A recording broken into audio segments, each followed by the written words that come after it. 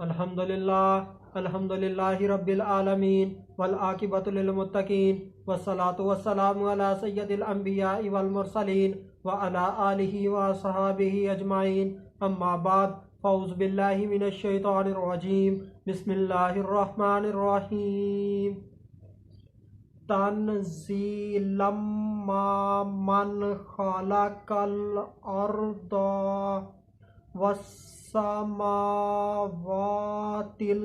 ऊला सदक़ल्लाहुल अज़ीम इन्नल्लाह व मलाइकतहु युसल्लूना अलन नबी या अय्युहल्लज़ीना आमनू सल्लु अलैहि व सल्लिमू तस्लीमा अल्लाहुम्मा सल्लि अला सय्यिदिना व मौलाना मुहम्मदिन व बारिक व सल्लिम व सल्लु अलैहि अस्सलातु वस्सलामु अलैका या सय्यदी या रसूल अल्लाह अस्सलातु वस्सलामु अलैका या सय्यदी या हबीब अल्लाह अस्सलातु वस्सलामु अलैका या सय्यदी या मुहम्मदुर रसूलुल्लाह सल्लल्लाहु अलैहि व आलिहि वसल्लम। अल्लाह तबारक व तआला की हम्द व सना और उसके प्यारे हबीब हज़रत मोहम्मद सल्लल्लाहु अलैहि व आलिहि वसल्लम की ज़ात अक़दस पर दुरूद व सलाम का नजराना पेश करने के बाद मैं सच्चे दिल से दुआ गो कि अल्लाह अज़्ज़ व जल मेरे हाज़रीन नाज़रीन सामेईन के माल जान इज़्ज़त आबरू में बरकतें अता फरमाए और दुआ गो कि अल्लाह अज़्ज़ व जल मुझ बंदा नाचीज़ को हक सच ठीक ठीक बयान करने की तौफीक अता फरमाए। अगर इसमें कोई गलती कोताही हो तो अल्लाह अज़्ज़ व जल अपने शान करीमी के सदक़े से बंदा नाचीज़ को माफ़ी अता फरमाए। दुआया कलिमात के बाद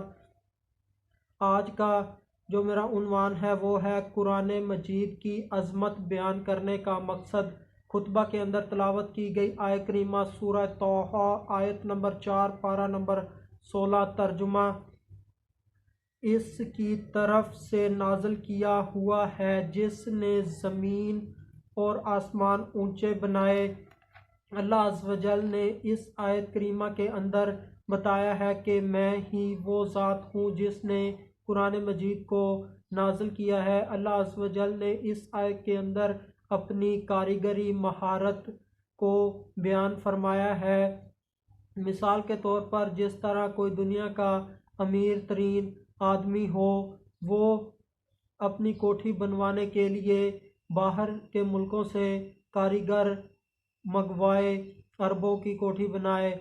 जब वो कोठी तैयार हो जाए, रहाइश गाह उसकी तैयार हो जाए, तो लोग उससे पूछें कि ये किसने बनाई है, किस कारीगर ने बनाई है, तो वो बताएगा कि दुनिया की जो फ़लाँ मशहूर तरीन इमारत है जिस कारीगर ने वो बनाई है, उसी कारीगर ने मेरी रहाइश गाह यानी कि कोठी बनाई है। बात करने का मकसद ये है कि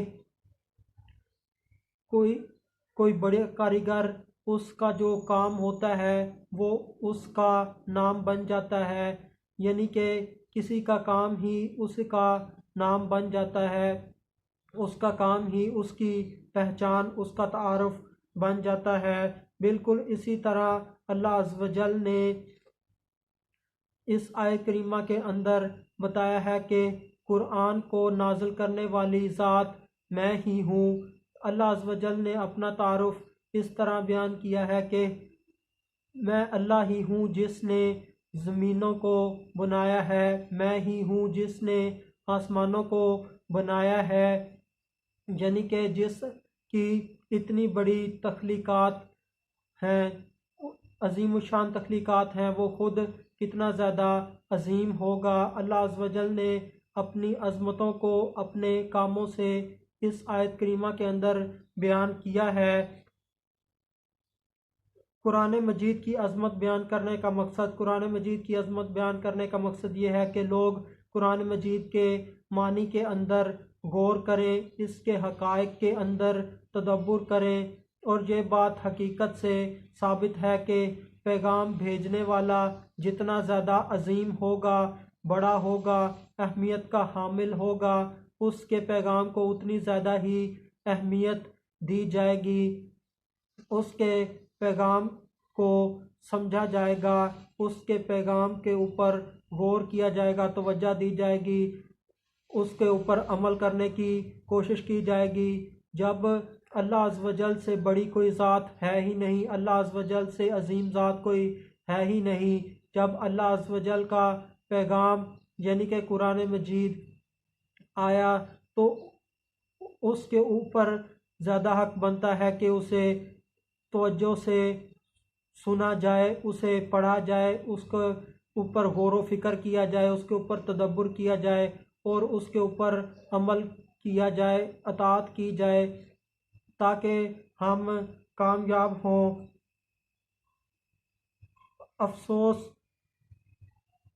अफसोस आज मुसलमानों की एक तादाद ऐसी है कि जो कुरान मजीद की तिलावत करती ही नहीं, और जो मुसलमान तिलावत करते हैं वो दुरुस्त तरीके से तिलावत नहीं करते। जो दुरुस्त तरीके से तिलावत करते भी हैं वो कुरान मजीद को समझते नहीं, इसके मानी में गौर व फिक्र नहीं करते, यानी कि इसके ऊपर अमल नहीं करते, अमल पैरा नहीं होते।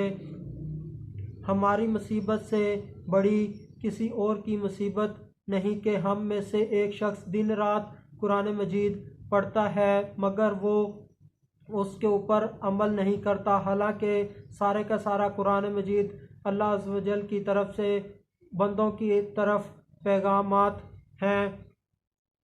जिस तक कुरान मजीद पहुँच गया तो गोया अल्लाह अज़्ज़ व जल ने उससे कलाम किया। जो उस पर कादर हो गया उसे चाहिए कि वो उसकी कुरान मजीद की तिलावत को ही अपना अमल ना सिर्फ अपना अमल ना ठहरा ले, बल्कि उसके ऊपर अमल भी करे।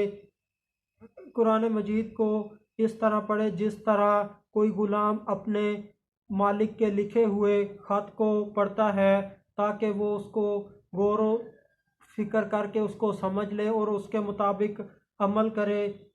यानी कि कुरान मजीद को अच्छे अंदाज से पढ़ना चाहिए। कुरान मजीद से नसीहत वही लोग हासिल करते हैं जो अल्लाह अज़्ज़ व जल से डरते हैं। इस आयत करीमा के अंदर अल्लाह अज़्ज़ व जल ने अपना नाम ज़ाहिर नहीं किया, बल्कि अल्लाह अज़्ज़ व जल ने अपना काम ज़ाहिर किया है। अल्लाह अज़्ज़ व जल ने अपना सिफाती नाम भी यहाँ पर ज़िक्र नहीं किया।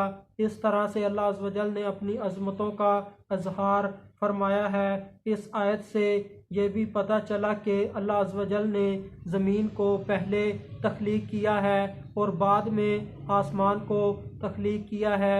ये बात अकल भी मानती है कि पहले फ़र्श बिछाया जाता है और बाद में छत डाली जाती है। आज जिन लोगों के नाम सैकड़ों सालों के बाद भी इस दुनिया के अंदर ज़िंदा हैं, वो मरने से पहले इस दुनिया के अंदर बड़े बड़े अजीमुशान काम कर गए, जिनकी वजह से आज उनके नाम इस दुनिया के अंदर ज़िंदा हैं, और जब तक अल्लाह अज़्ज़ व जल चाहेंगे उनके नाम दुनिया के अंदर ज़िंदा रहेंगे।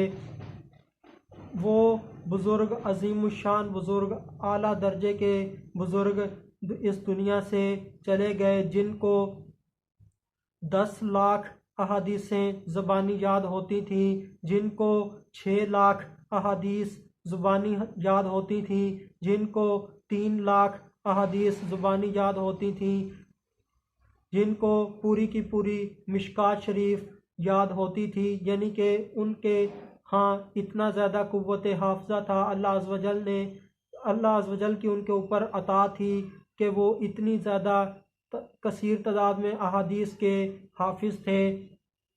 अफसोस ऐसे आलिम इस दुनिया में कम से कम होते चले जा रहे हैं जो अरबी मतन के साथ तवील तरीन अहादीस ज़ुबानी सुना सकें। इस तरह के आलिम कम होते जा रहे हैं, यानी कि कुव्वत हाफ़ज़ा दिन ब दिन कम से कम होता चला जा रहा है। ऐसे अजीमुशान बुज़ुर्ग इस दुनिया से चले गए जिन्होंने 80 जिल्दों पर मुश्तमिल किताबें लिखी, और ऐसे मुसन्निफ़ ऐसे लिखारी दुनिया से चले गए जो एक रात में ही नमाज के मुतल्लिक 1000 मसाइल लिख लेते थे। ऐसे बुज़ुर्ग भी इस दुनिया से चले गए। ऐसे बुज़ुर्ग भी इस दुनिया के अंदर मौजूद थे, इतने बड़े राइटर, इतने बड़े लिखारी के वो दोनों हाथों से लिखते थे, और एक हाथ के अंदर मिसाल के तौर पर फ़ारसी लिखी जा रही है और दूसरे हाथ के अंदर अरबी लिखी जा रही है, और दोनों तरफ मज़मून भी और है। यानी कि मिसाल के तौर पर मैं बयान बताता हूँ कि एक हाथ से शरीयत लिखी जा रही होगी और दूसरे हाथ से सीरत मुस्तफ़ा सल्लल्लाहु अलैहि वसल्लम लिखी जा रही होगी, यानी कि ऐसे अजीम शान लोग, ऐसा दीन के काम करने वाले लोग इस दुनिया से चले गए मगर उनका नाम आज भी जिंदा है। ऐसे मुजाहिद जो अल्लाह अज़्ज़ व जल की राह में जहाद करने वाले थे, 27 साल पहले घर से निकले। जब घर से निकले तो उनके यहाँ कोई औलाद ना थी। जब वो 27 साल के बाद घर लौटे तो उनके यहाँ अल्लाह अज़्ज़ व जल ने औलाद दी। उनकी बीवी ने उन्हें हदीस का उस्ताद बनाया और वो उस मुजाहिद का बेटा हदीस का उस्ताद बन गया। नबी करीम सल्लल्लाहु अलैहि वसल्लम की मस्जिद में, मस्जिद नबवी में नबी करीम सल्लल्लाहु अलैहि वसल्लम के मिंबर पर बैठकर लोगों को अहादीस पढ़ाता था। यानी कि दीन के इस कदर ज़्यादा काम करने वाले लोग इस दुनिया से रुखसत हो गए। ऐसे इबादत गुजार बुज़ुर्ग, अल्लाह अज़्ज़ व जल की इबादत करने वाले, अल्लाह अज़्ज़ व जल की ज़ात में ही खो जाने वाले सूफिया हजरात, जिन्होंने 27 सालों तक मुसलसल अल्लाह अज़्ज़ व जल की इबादत की, जंगलों के अंदर 27 साल ज़िंदगी गुजार दी अल्लाह अज़्ज़ व जल की इबादत में, और सिर्फ पानी और जंगल की जड़ी बूटियाँ खाकर गुजारा किया। इस तरह के अल्लाह अज़्ज़ व जल के सूफ़ी बंदे भी इस दुनिया से रुखसत हो गए। ऐसे ऐसे अजीम शान लोग इस दुनिया से रुखसत हो गए जिन्होंने अपना सब कुछ अल्लाह अज़्ज़ व जल की बारगाह में लुटा कर, अपना सारे का सारा घराना अल्लाह अज़्ज़ व जल की बारगाह में लुटा कर अल्लाह अज़्ज़ व जल से पूछा, या अल्लाह क्या तू मुझसे राज़ी है। अब इस तरह के लोग सिर्फ किताबों के अंदर पढ़ने को ही मिलते हैं। आज भी कुछ लोग मौजूद हैं जो दीन का काम कर रहे हैं, अल्लाह अज़्ज़ व जल की अतात कर रहे, अल्लाह अज़्ज़ व जल की खुशनुदी के लिए दीन का काम कर रहे हैं। कुरान मजीद की तफसीर, अहले सुन्नत व जमात के अकायद पर, सही और अकीदा नज़रियात पर कुरान मजीद की तफसीरें लिख रहे हैं, हदीस की शरूहात लिख रहे हैं और दीन के पर काम कर रहे हैं। और ऐसी वो लोग जिन्होंने दीन के अंदर ख़राबी पैदा करने के लिए कुरान मजीद की तफसीरें लिखी, उनकी तफसीर को आज कोई भी नहीं पढ़ता। सर सैयद अहमद ख़ान की तफसीर को कौन पढ़ता है? और नबी करीम सल्लल्लाहु अलैहि वसल्लम के सहाबी अब्दुल्ला इब्ने अब्बास की तफसीर को हर मुसलमान पढ़ता है।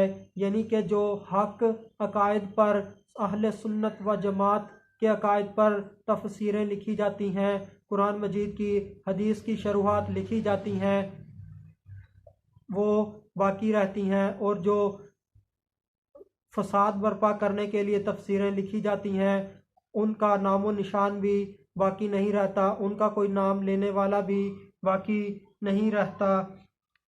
इस दुनिया के अंदर बड़े बड़े लोग आए और चले गए। दुनियादार लोगों इतने बड़े बड़े आए, आज उनका नामो निशान बाकी नहीं। नामो निशान, नाम चर्चा सिर्फ उन्हीं का बाकी है जो अल्लाह अज़्ज़ व जल के प्यारे हैं।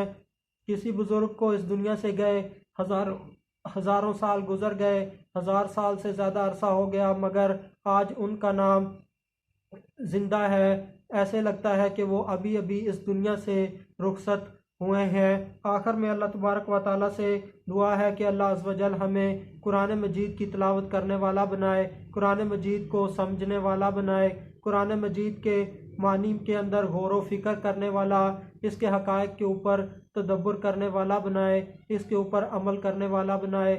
अल्लाह अज़्ज़ व जल हमें इस दुनिया के अंदर रहते हुए दीन के मुतल्लिक़ कोई ऐसा काम हमसे करवा ले जो आखिरत में हमारे लिए मग़फ़िरत का ज़रिया बने।